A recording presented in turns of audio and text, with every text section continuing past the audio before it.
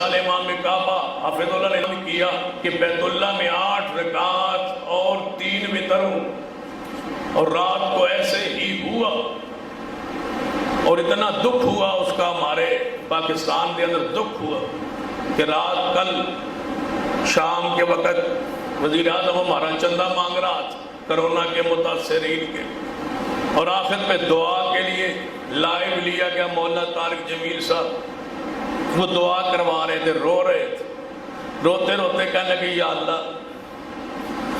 اللہ بیت اللہ میں تراویح عادی ہو گئی، اب تو کرونا لے جا۔ بیت اللہ میں تراویح عادی ہو گئی، یعنی پہلے 20 ہوتی تھی، اب کتنی ہو گئی؟ 10۔ ایک وتر، یا اللہ بیت اللہ میں عادی ہو گئی۔ میں نے کہا عادی نہیں ہوئی، اب ہی تو پوری ہوئی ہے، اب ہی تو سنت سے مسنون ہوئی ہے۔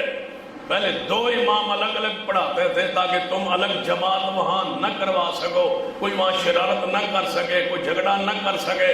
تمہارے شر سے بچنے کے لیے انہوں نے 2 امام مقرر کیے ہوئے تھے جو 10 پڑھاتے تھے تاکہ تعداد بھی مسنون رہے اور تمہارے شر سے بھی امت کو بچایا جا سکے۔ لیکن آج وہ اسی طریقے پر آئے جو طریقہ محمد مصطفیٰ صلی اللہ علیہ وسلم کا تھا۔ اگر گنجائش نہ ہوتی، اگر حدیث میں 8 رکعت نہ ہوتی تو وہ کبھی بھی ایسا نہ کرتے۔ کیوں؟ زور کی رکعت کے فرائض 4 ہیں، کرونا میں 2 ہو سکتے ہیں؟ نہیں ہو سکتے۔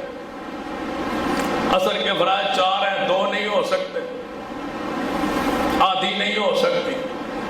تراویح 8 ہی تھی، پہلے 2 امام الگ الگ پڑھا کے تمہارے فتنوں سے اور امت کو فتنہ فساد سے بچاتے تھے۔